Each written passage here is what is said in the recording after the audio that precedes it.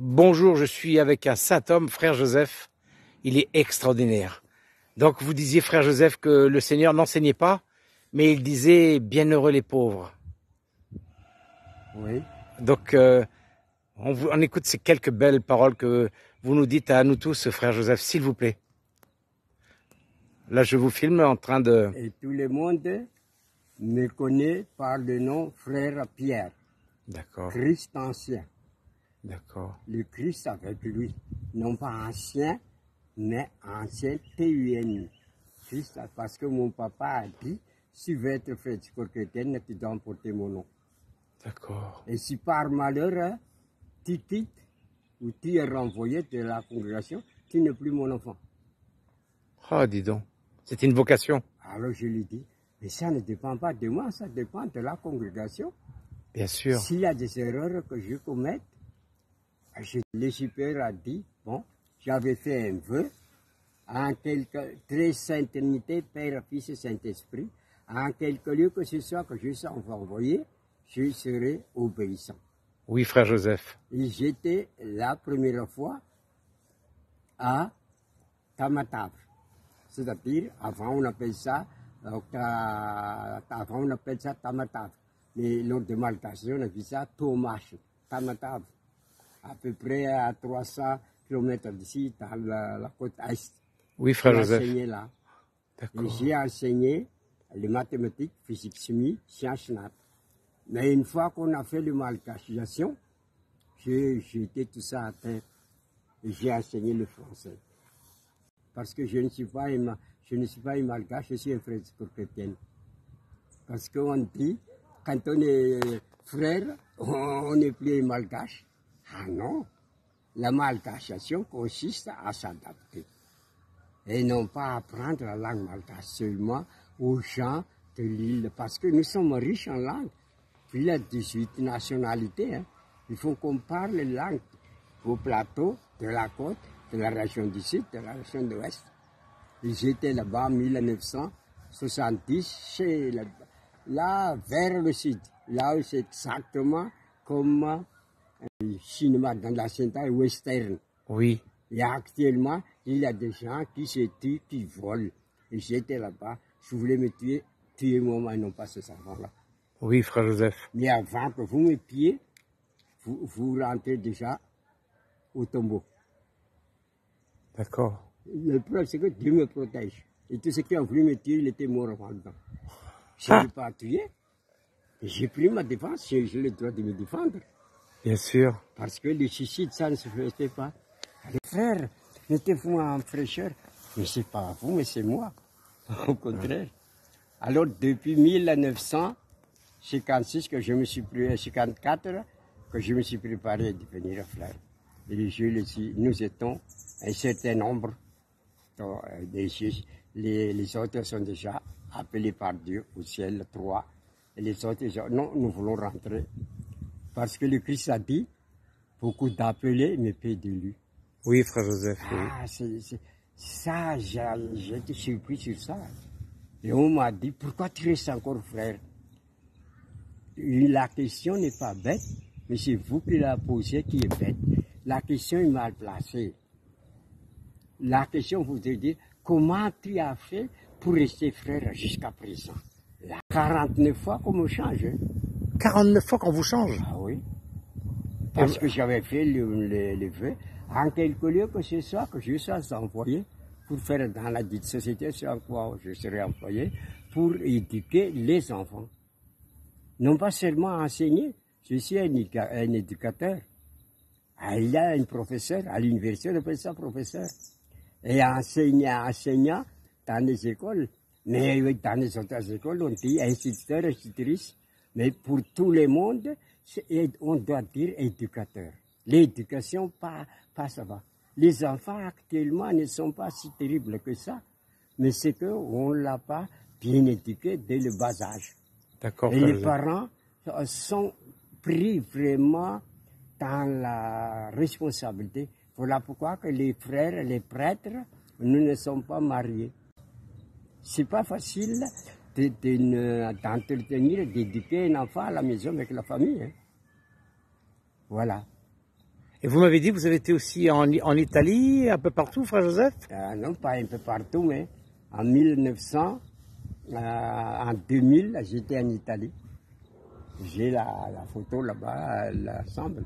Et qu'est-ce que vous faisiez en Italie, frère Joseph? Ah, parce que, non, on me dit, frère Pierre, on m'a dit préparer soutenance que vous allez mettre en français ou en anglais ou en espagnol concernant l'éducation des pauvres. Oui. Alors je me suis préparé Oui. chez Père Pedro, parce que Père Pedro, il s'occupait des misérables. Oui. Mais il y a une différence entre pauvre et misérable. Oui. Il m'a voulu me tenir là-bas pour l'aider tout le temps, tout le temps. J'ai dit non, je ne suis pas fait pour les misérables, je suis fait pour les pauvres. Alors, vous pouvez côté. J'ai la photo encore dans les journaux. Je vais la voir. Et quelle est la différence, frère Pierre, entre pauvre et misérable? Tout le monde est pauvre. Oui, Le frère. Christ a dit bienheureux les pauvres. Il n'a pas dit bienheureux les misérables. Parce que tout le monde soit pauvre en esprit, pauvre en éducation, pauvre en économie, pauvre en relation, pauvre dans l'affectivité. Ah, il faut qu'on aime les gens. Oui. Et tandis que si on s'occupe des misérables, il faut qu'on ait une certaine aide venant de l'étranger ou bien de la nation. Oui. Parce qu'il faut qu'il y ait le budget qu'on appelle le parrainage. Oui. Oui. Tandis que les pauvres, on les forme, on les éduque, ils se débrouillent. La preuve, c'est qu'à d'être malade. Je n'ai pas le temps d'être malade. Je n'ai pas le temps. Oui. Parce que mes anciens élèves sont des médecins, sont des docteurs. J'ai compris. Alors, par exemple, je suis tombé, voilà, normalement, je dois me faire traiter là. Oui. Mais pour moi, le meilleur médicament, c'est la prière et non pas le comprimé. Oui, frère. La preuve, c'est que quand on prie avec foi, Dieu nous accorde tout.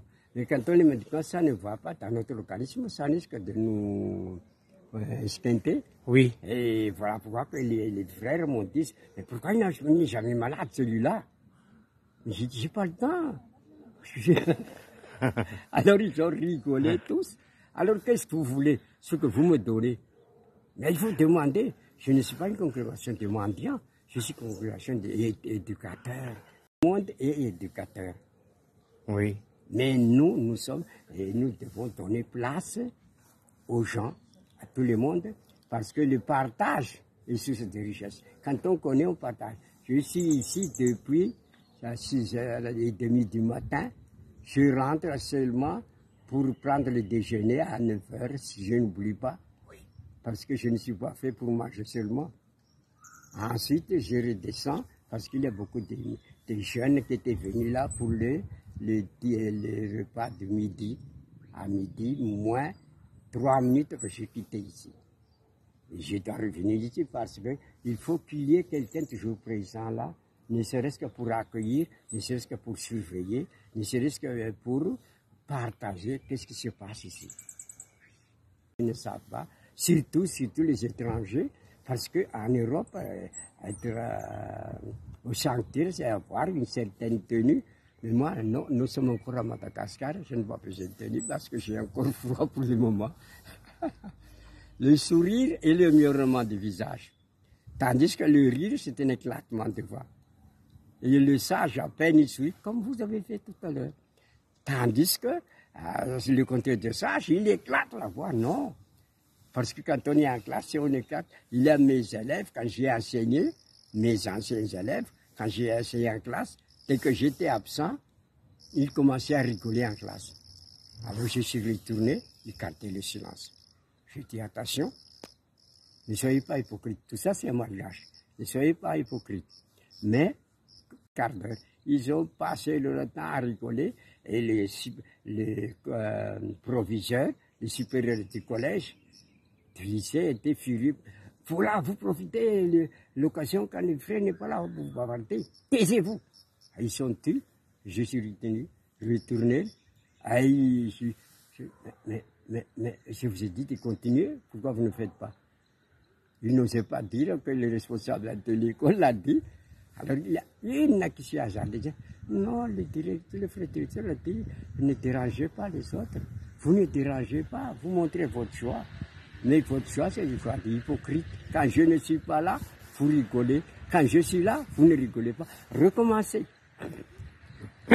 Et quand ils sont grands, preuve, c'est qu'ils m'ont donné des cadeaux, n'a plus fini. Et les élèves, quand j'aime trop les motos, je suis tombé à moto, j'ai le pied coincé ici. Voilà. J'ai troué.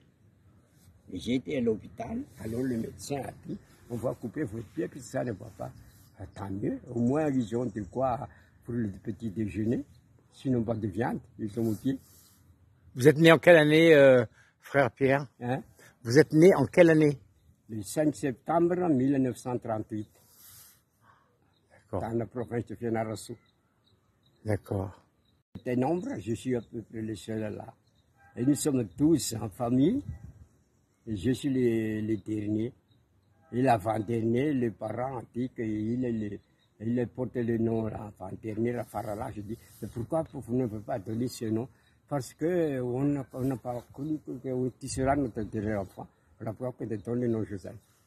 Et si vous aviez un enseignement, frère Pierre, de Louis-Raphaël Raffaringa, qui vous a frappé, il a dit beaucoup de choses, mais quelle est la chose qui vous a le plus frappé dans l'enseignement de frère Louis-Raphaël Raffaringa? Quelque chose qui vous a vraiment marqué? C'est pas dans l'enseignement, mais c'est dans sa vie.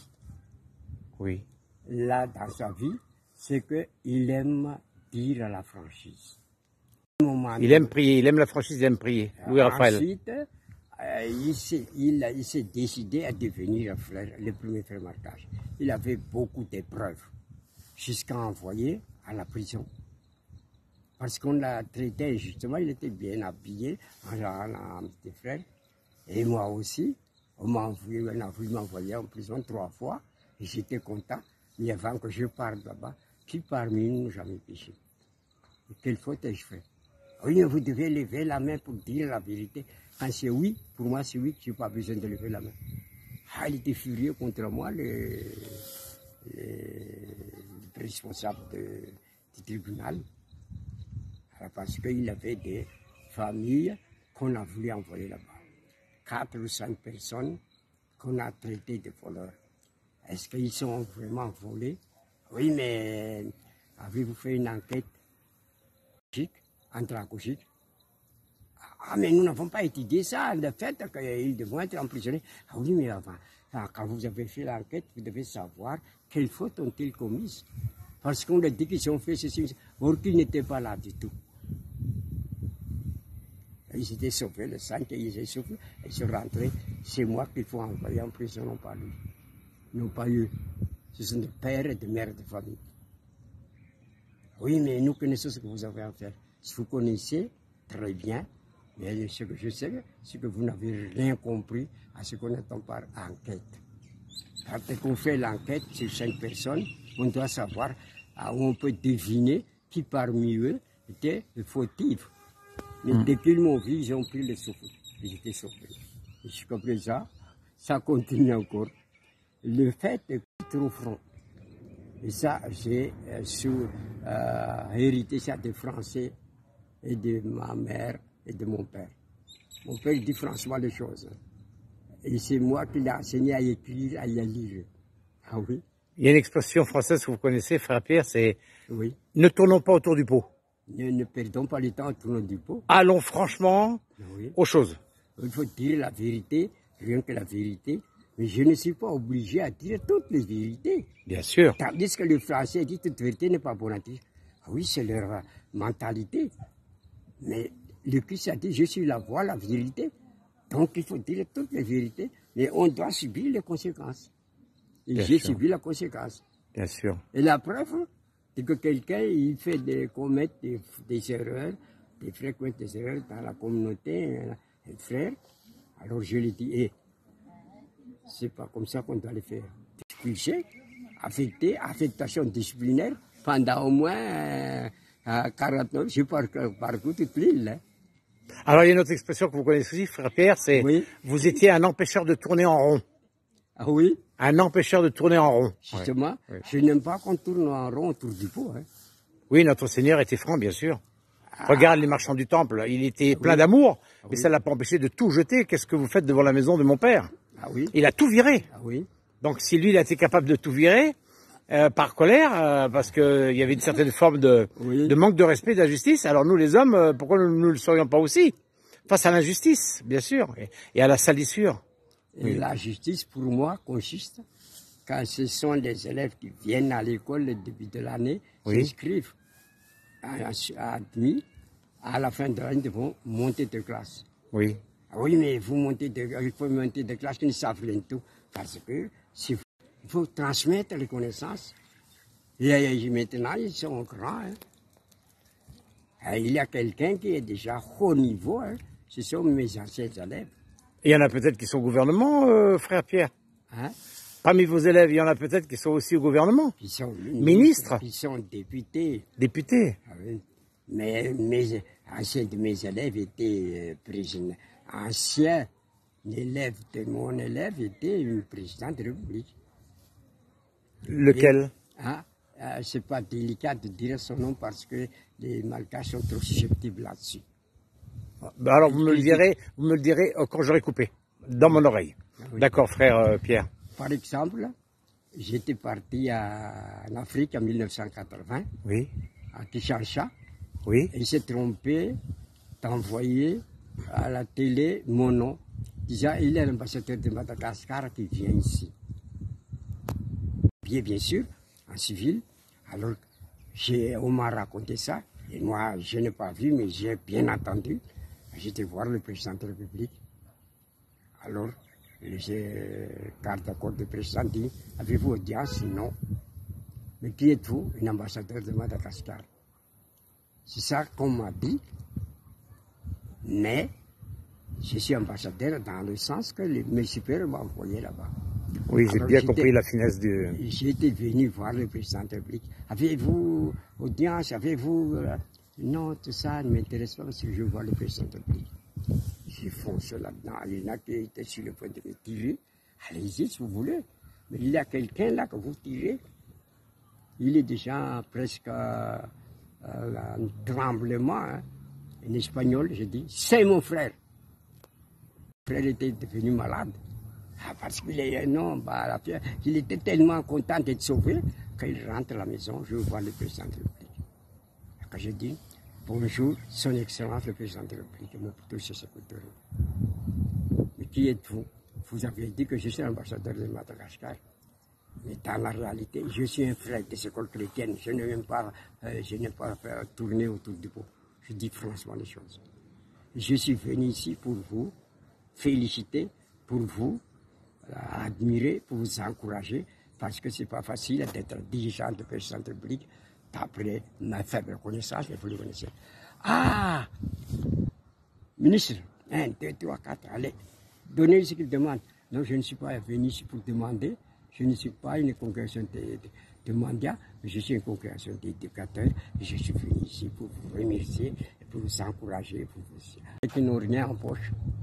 Parce que ce n'est pas les mêmes choses, la somme, la façon de manipuler l'argent en Afrique et à Madagascar. Alors, c'est pour l'aider, parce qu'on doit revenir.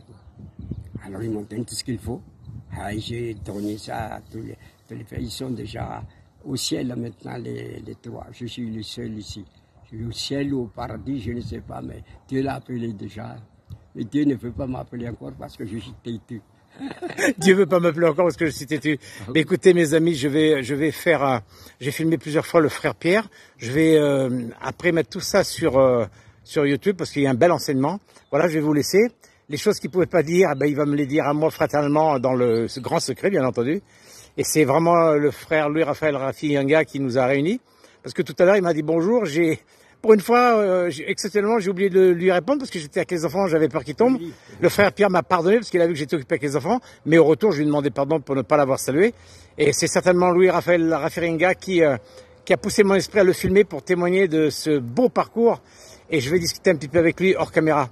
Voilà, quel beau cadeau de Louis-Raphaël Raffiringa que de voir ces deux frères dans ce jardin. Pierre, modestement, le fils spirituel de Padre Pio de Saint François d'Assise, avec Louis-Raphaël Raffiringa, les deux frères de notre Seigneur.